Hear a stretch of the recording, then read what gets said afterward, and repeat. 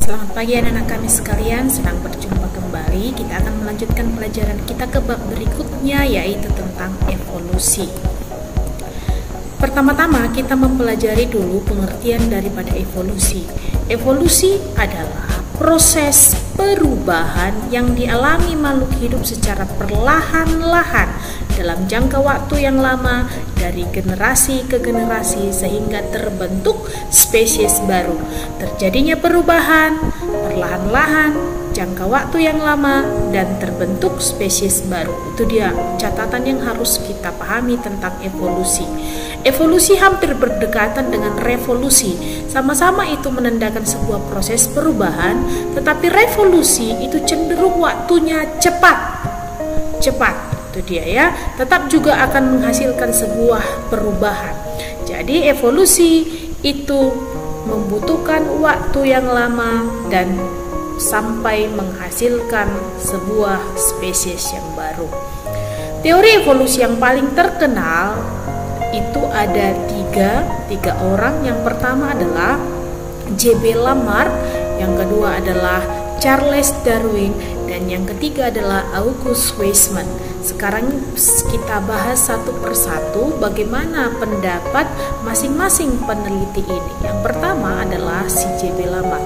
Lamarck dalam penelitiannya mengambil kesimpulan bahwa evolusi itu terjadi di alam sekitar atau lingkungan, yang mengatakan bahwa alam sekitar atau lingkungan mempunyai pengaruh pada ciri-ciri atau sifat yang diwariskan. Ya, katanya lingkungan kita memiliki peranan yang sangat penting dalam penurunan sifat. Yang kedua adalah sifat-sifat tersebut dapat diturunkan ke keturunannya, katanya. Dan yang ketiga, organ yang sering digunakan akan berkembang, sedangkan apabila tidak digunakan akan mengalami kemunduran bahkan hilang. Apa contoh yang diambil oleh Lamarck sehingga dia mengatakan teorinya ini? Yang pertama adalah dia melihat ini. Dulu katanya jerapah itu adalah jerapah yang berleher pendek. Jerapah itu ada jerapah, ada zebra. Jerapah berleher panjang, zebra badannya putih dan hitam, kan? Jerapah itu dulu kata si Lamarck itu berleher pendek, kan? Dan jerapah ini cenderung memakan daun yang ada di pohon. Ketika dia memakan daun yang masih di bawah dia ataupun yang masih bisa dijangkau, lehernya tidak mengalami perubahan. Tetapi tiba-tiba misalkan dia mau mencoba menjangkau daun yang ada di atasnya, perlahan-lahan lehernya mulai memanjang. Jadi berusaha untuk memanjang hingga yang kita temukan sampai saat ini adalah jerapah berleher panjang. Artinya adalah yang kita lihat sekarang adalah jerapah berleher panjang. Berdasarkan pendapat Lamarck, dulu katanya itu adalah jerapah yang berleher pendek, tetapi karena leher si jerapah tersebut sering digunakan untuk menjangkau daun yang di atas pohon, mengakibatkan leher sel-sel yang ada di lehernya berkembang dan hingga akhirnya mengalami perubahan, dan perubahan itu diwariskan, mengalami perubahan karena lingkungan tadi, dan akhirnya diwariskan keturunannya hingga sampai saat ini yang kita temukan adalah jerapah yang berleher panjang. Itu menurut si Lamarck, itu dia ya. Yang kedua, menurut Charles Darwin. Charles Darwin mengatakan bahwa yang menjadi dasar evolusi bukan adaptasi lingkungan, tetapi seleksi alam, katanya. Sebenarnya yang mengakibatkan perubahan itu bukanlah adaptasi terhadap lingkungannya, tetapi karena adanya seleksi alam, ada persaingan di dalam alam. Itu dia ya. Ketika ada terjadi persaingan, maka akan ada yang punah, akan ada perubahan. Seleksi alam berupa pertarungan dalam kehidupan. Yang kuat akan terus hidup, yang lemah akan punah. Setiap populasi cenderung untuk tumbuh banyak karena proses reproduksi. Untuk berkembang biak diperlukan adanya makanan dan ruang yang cukup. Bertambahnya suatu populasi tidak berjalan terus-menerus. Apa yang diambilkan contoh oleh si Charles Darwin? Dulu dia mengatakan bahwa jerapah itu ada dua jenis, yaitu jerapah berleher pendek dan ada jerapah berleher panjang. Mereka hidup berdampingan, kan? Si jerapah berleher pendek memakan daun yang bisa dijangkau. Ini pun kan bisa sebenarnya mengambil makanan yang bisa dijangkau oleh si jerapah berleher pendek. Tetapi misalkan keadaan mulai berubah, daun-daun yang rendah itu mulai habis, tinggal daun yang ada di atas, mengakibatkan ini dengan gampangnya bisa mengambil daun yang ada di pohon, sedangkan dia tidak mampu. Maka terjadi apa? Terjadi pertarungan, dan pertarungan itu mengakibatkan yang kuat yang terus hidup dan yang tidak kuat akan menjadi punah. Terjadi yang dinamakan dengan seleksi alam, maka si ini punah. Akhirnya yang bertahan sampai sekarang adalah jerapah berleher panjang. Itu dia ya. Yang ketiga adalah August Weismann. August Weismann menyatakan bahwa perubahan sel-sel tubuh akibat pengaruh lingkungan tidak diwariskan. Jadi dia menentang teori yang pertama tadi, yaitu teori si Lamarck yang mengatakan bahwa alam sekitar mempunyai pengaruh ciri dan dapat diwariskan katanya kan. Tetapi si August Weismann menentang bahwa perubahan tubuh akibat perubahan lingkungan tidak diwariskan katanya. Evolusi atau perubahan menyangkut terhadap pewarisan gen melalui sel kelamin.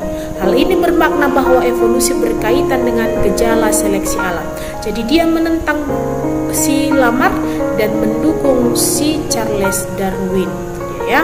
Lalu apa yang dilakukannya? August Weismann mengawinkan dua buah tikus.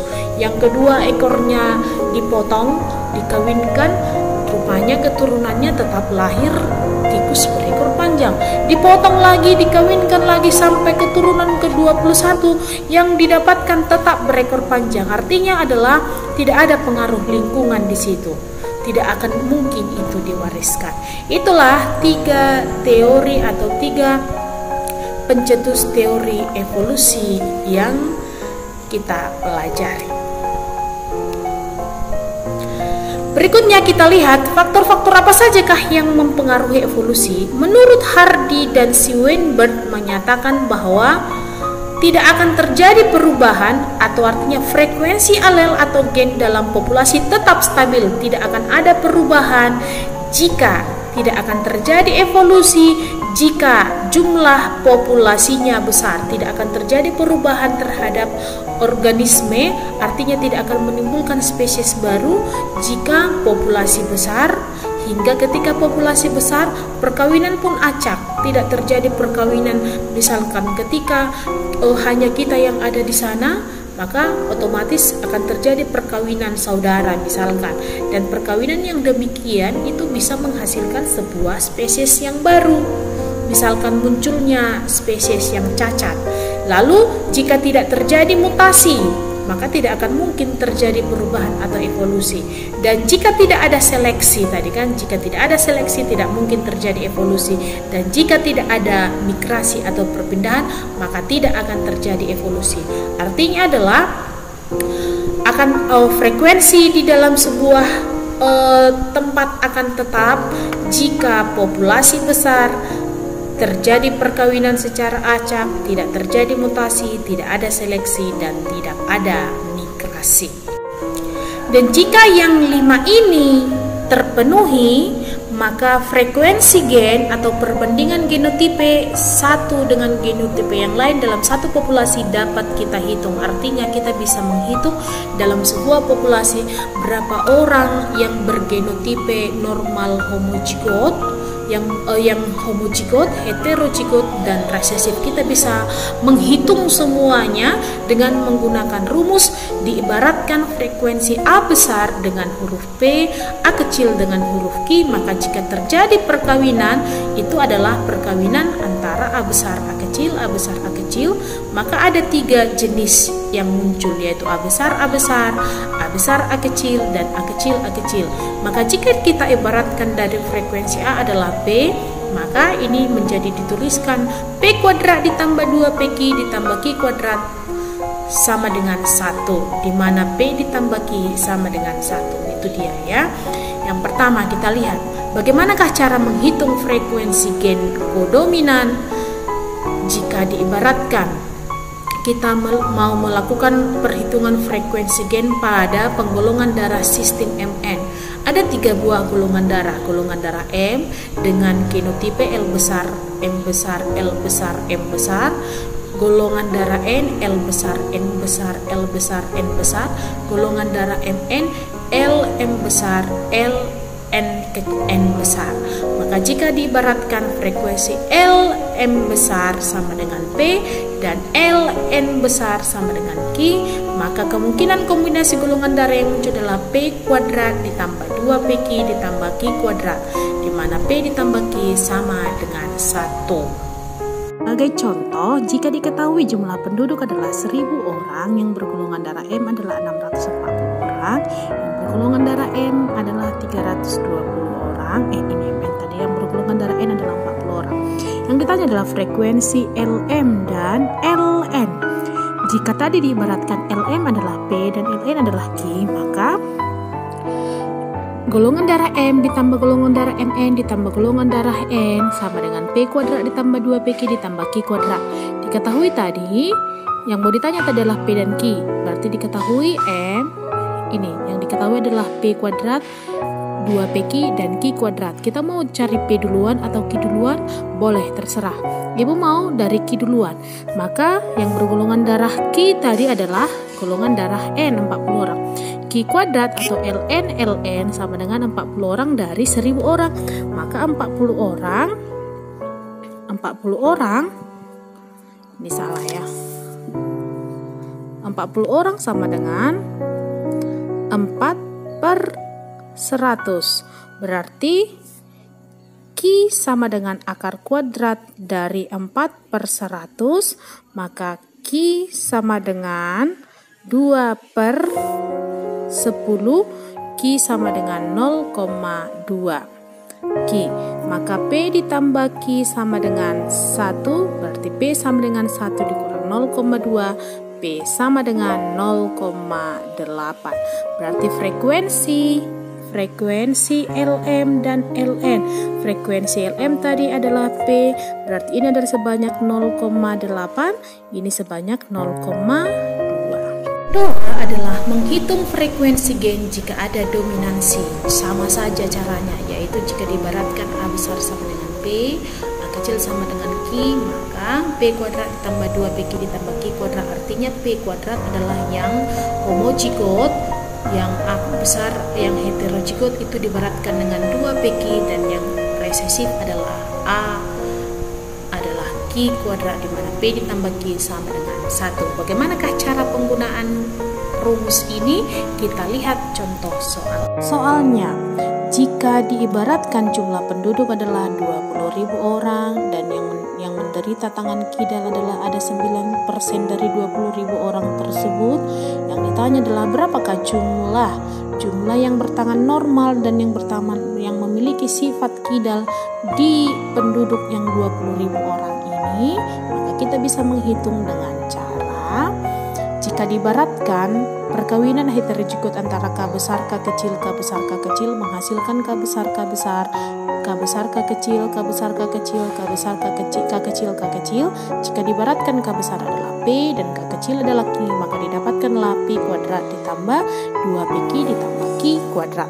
Tadi dikatakan K kecil adalah 9%, berarti Q kuadrat adalah, Q kuadratnya tadi adalah 9/100, berarti Q sama dengan akar kuadrat dari 9/100, Q sama dengan 3/10, Q sama dengan 0,3. Itu dia kan. Sementara yang ditanya adalah yang bertangan normal. Yang bertangan normal berarti K besar dan K besar K kecil. Berarti yang ditanya adalah P kuadrat dan 2PQ. Berapakah jumlahnya katanya? Maka kita sudah dapat Q berapa?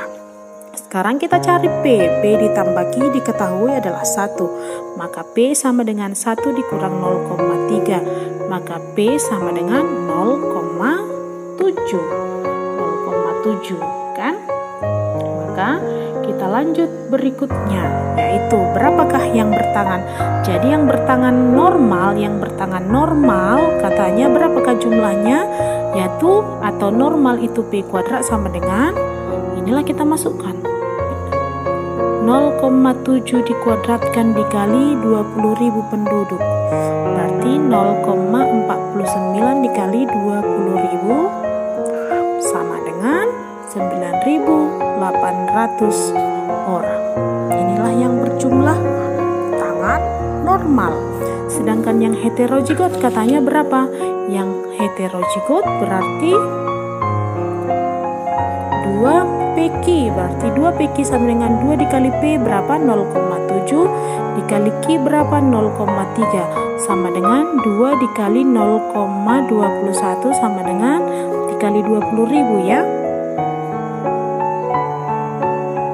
Maka 0,42 dikali 20.000 sama dengan 8.400. Inilah yang bertaman heterozigot. Maka jika ibaratkan tadi, ini tadi semua P kuadrat ditambah 2PQ tadi, yang P kuadrat adalah 9.800 ditambah yang heterozigot tadi yang ini P2PQ adalah 8.400 ditambah yang kidal 9% berarti 1.800. Maka ini semua totalnya adalah 20.000 orang. Yang ketiga, ini yang ketiga tadi ya Ibu salah. Yang ketiga adalah menghitung frekuensi alel ganda contoh pada golongan darah sistem ABO.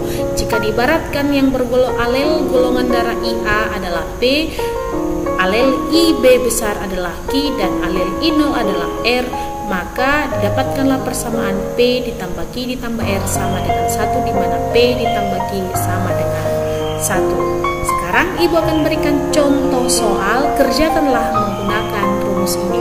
Demikianlah pelajaran kita untuk pertemuan ini. Kita lanjut ke pertemuan berikutnya. Selamat pagi.